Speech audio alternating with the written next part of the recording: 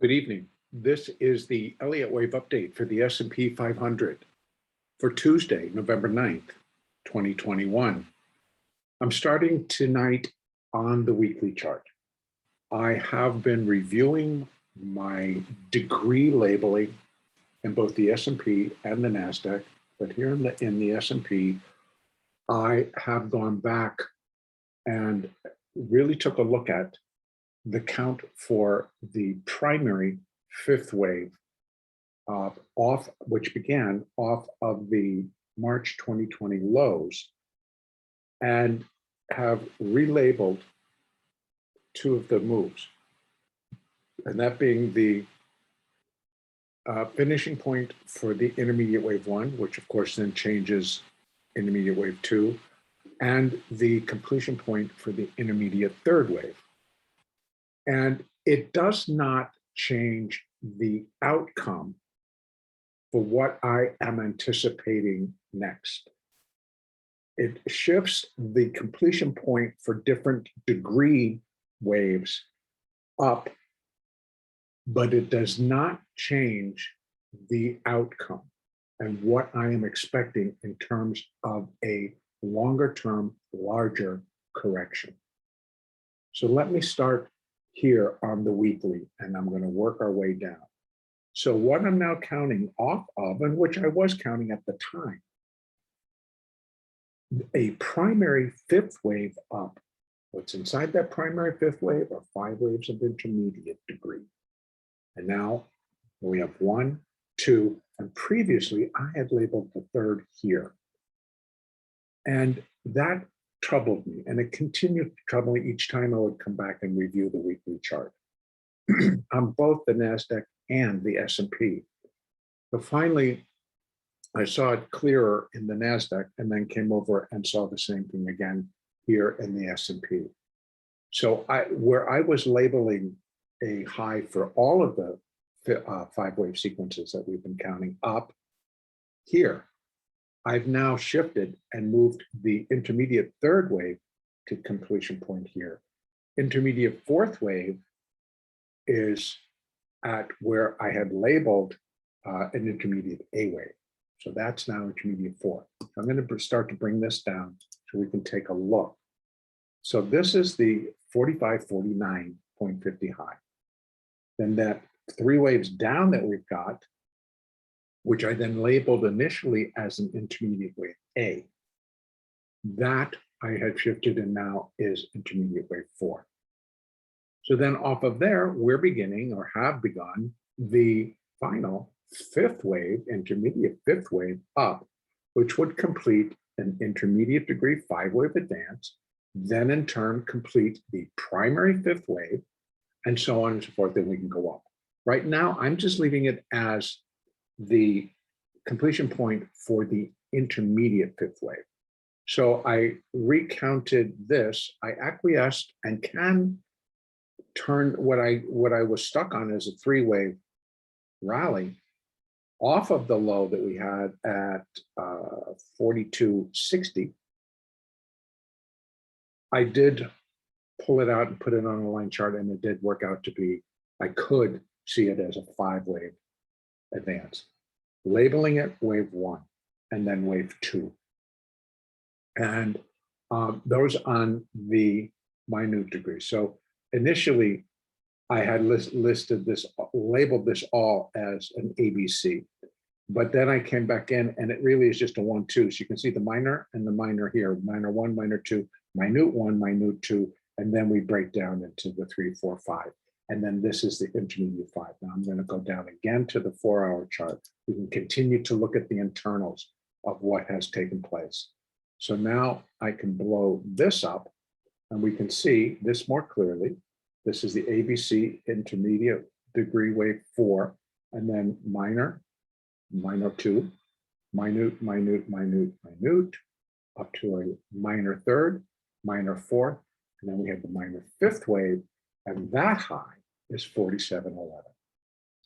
So it actually, even as I put on Fibonacci extensions, if this 5th wave is not complete and we're going to continue higher, which we can, it doesn't change even it changes slightly, but still, we still have major resistance at 47.40, which was our next line up, and then 47.60, which is right up in here as well.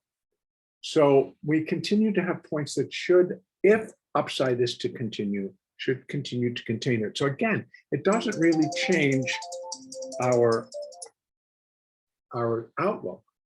My outlook remains that we are at a major top, and that major top is going to lead to a major longer-term corrective phase. So it's going to remain to be on at least probably a cycle degree, if not that super cycle degree that we've been looking for. And that's going to unfold over several years. Now, what I'm also thinking, I'm taking it up to the cycle degree, and I'm going to go back out quickly to that weekly chart. I've always been talking about that the larger correction should bottom here within the price territory of the fourth wave of 1 lesser degree. I'm looking at a cycle level. A cycle level would point to a 1 lesser degree as primary. So it fits very cleanly that what I'm looking for, where I expect it to drop to. So I'm more inclined to just put this particular count out and move it to the preferred. It's always been sitting in the background as an alternate count, but I'm now fairly not convinced, but I'm more open to putting the highs up here. Now, bearing that in mind, we may still have an additional 1 leg up to finish this very large, very long-term bull market. And let me explain why. I have been having a little bit of a problem that this is indeed even the top of the B wave, as the previous count indicated. If it's going to be the completion point, then the market really should begin to turn and it should begin to go down. And there's been a lot of hesitation for the buy side to actually give up, to say, no, we're still bullish that we have higher prices. And much of that is coming because now the government has passed the infrastructure package, so that will be implemented. And as I've been discussing, that and I believe continues to be bullish for the United States, bullish for America, bullish for people getting back to work, bullish for the economy chugging along at a little better pace. What needs to happen before that? This is like where things get a little bit weird, because what the correction or the count is also indicating is that something's still going to shock the system. Something's still going to shock the market. Something is going to happen that isn't going to be pleasant. Now, whether that correction is going to be created by how this infrastructure package and the next one, if they pass it, would be paid for. And that is what has started all of this. Now, let me fill in that blank. The blank that has kind of been lifting out there, there's like, well, what could cause it? What could end this bullishness and bring on an era of bearishness? Well, if we have to consider that most of the wealth in this country is held by the 1/10 of 1%. And so the uber wealthy are now being confronted with having to pay for that infrastructure package and pay for other things to keep the country running and to uplift the center part of the country. So in other words, the middle class, reestablish it and bring it up out of the doldrums, out of the basement. And so there has to be a redistribution of wealth, and that comes by taxing and then redistributing it back out in programs to people. So having that put into the market, what's going to kick it off? What's going to kick off a major decline? What's going to finally put the tops in on a lot of these companies that have gone ballistically higher? And that has been the case in the case of Amazon, which is just still plowing today. Today, Amazon up over 100 points at one point during the day.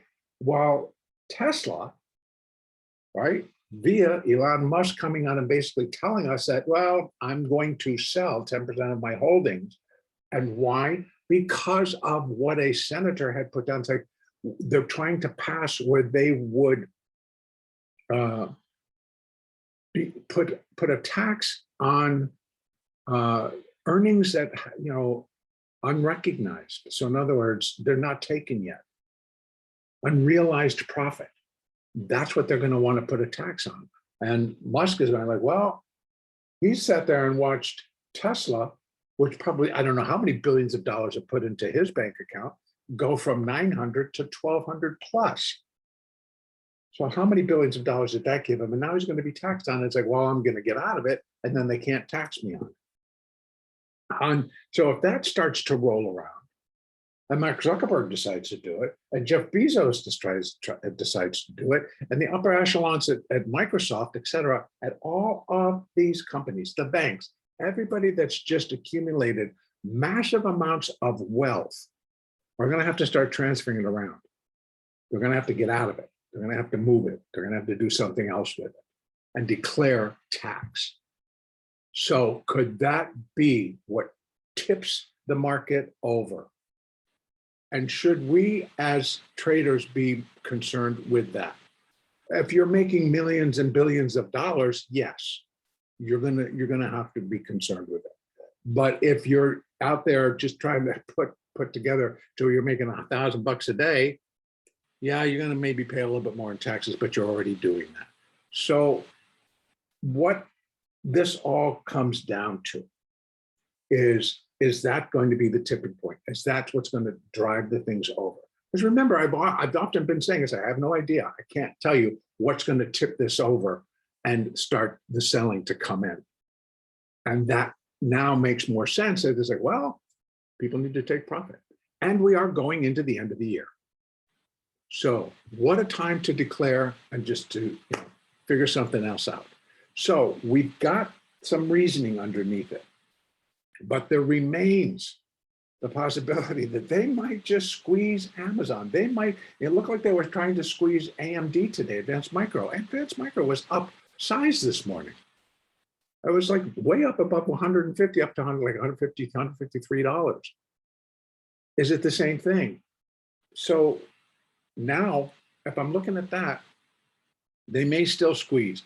If they do, this would change ever so slightly, and that this minor fifth wave is still in action, and that this is 3 of minor 5, and this is 4 of minor 5, and we still have that fifth wave to come. And that still leaves us with the possibility that we could run up to 47.60. That's the zone up in there.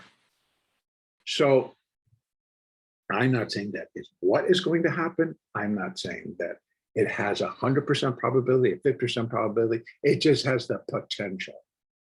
I believe that the market still needs to be read and read properly. And personally speaking today, I didn't, because I failed to recognize the possibility that the balance to the upside would be overtaken by some of the downside. And I can talk about that later. But in any case, I believe that if this is a 4, then we need to just start to rally, we start to break above these levels. Let me take this down. Look at the hourly chart. So again, if this is the finishing phase, the finishing mark for the intermediate degree 5 and the primary degree 5, and then I will put above it the cycle 5.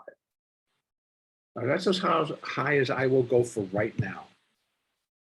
And if it's a cycle 5, then we are dropping in a cycle degree corrective phase.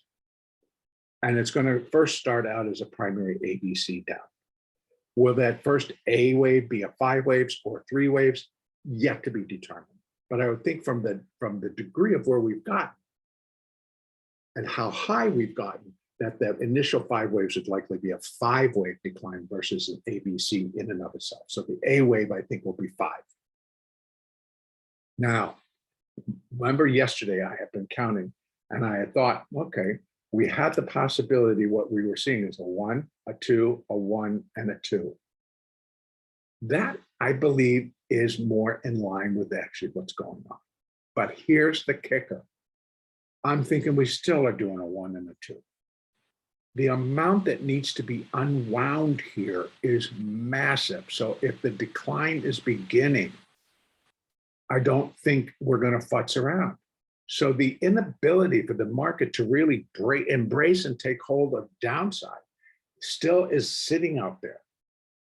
So this may just be an A, B, C, B, and then we get a little C wave, and maybe there's a little bit more to do, but we can measure out what it should do.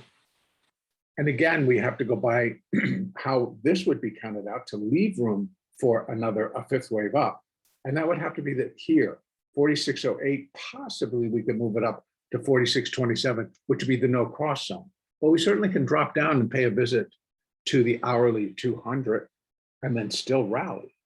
But again, then it has to go back to what actually is unfolded. So if this is a series of first and second waves, then it should, as I've said several times before, appear to be falling off the cliff. And that would suggest that they continue to sell Tesla. They start to sell Google. They start to sell Amazon. They begin to chip away at Apple. These stocks have to start to come down because they are the ones that are controlling the upside because of their weighting in the index. We saw PayPal start to fall apart today, and it was down 24. Coinbase reported it has recovered very nicely, but it initially had dropped to just above 300. So it dropped very quickly and very steeply on just they didn't make as much as everyone thought they were going to make because over the summer cryptocurrencies slowed down and weren't trading as heavily. Whatever they want to say. But it has recovered very nicely off of that low, still going to be down coming in tomorrow about $30. So how this all gets factored in, it really does play to the fact that we may just continue to drop. If it's a 1-2, 1-2, it should go and it should begin to drop quickly. We should be able to break below this low at 61.75 quickly. We should start heading down to the 200 pretty quickly as it's a third wave, acceleration, etc. All the factors have to fit. Failure to do so would just keep open the potential for the market to reverse, continue to go higher, break above that high, and head on up towards these next levels. 42.62, but we've got a lot of them coming up. So let's be honest and say we've got 47.11, then we got 20 to 22, 31 to 39, and then 60 to 62. So that's still sitting up there as very likely, but it has to go.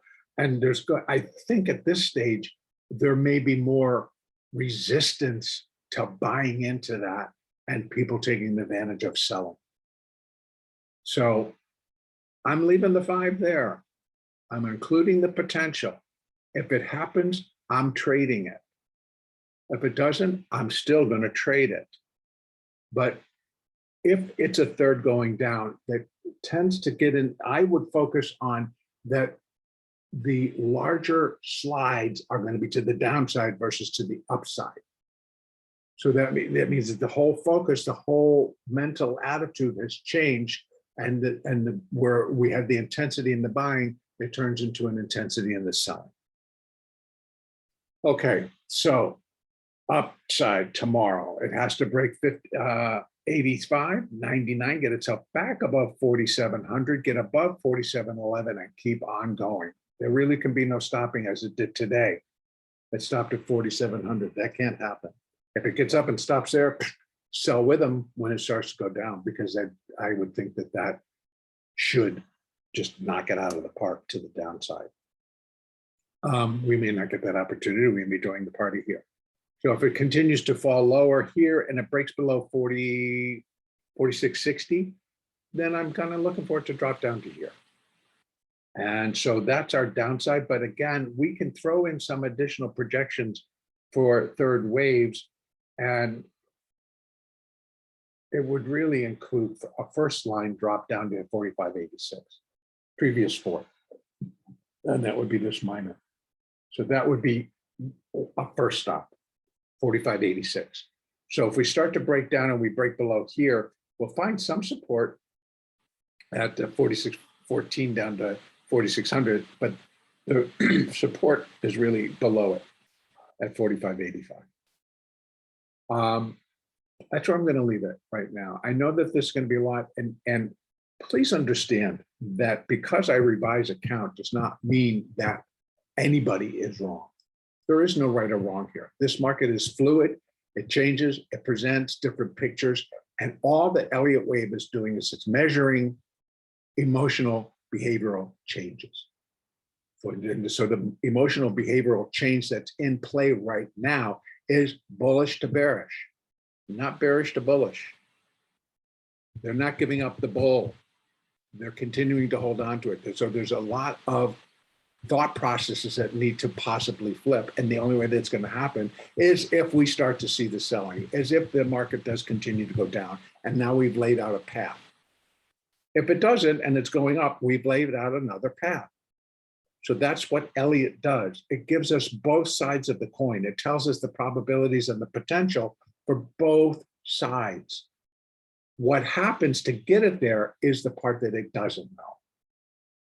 So I can't reach out to Fork and say, well, they're going to stop buying up Amazon tomorrow and they're going to start taking it lower. Who knows? I don't know that. Like, I don't know for certain that they're going to take the market lower or higher tomorrow. Got to wait and see what they do. But I am more prepared. And that's the important factor that I want to make sure that we get an understanding of. Nobody is right or wrong. We are talking potential and probabilities. And that's it. Okay, I'm going to leave it there. And the next update will be Wednesday, the 10th.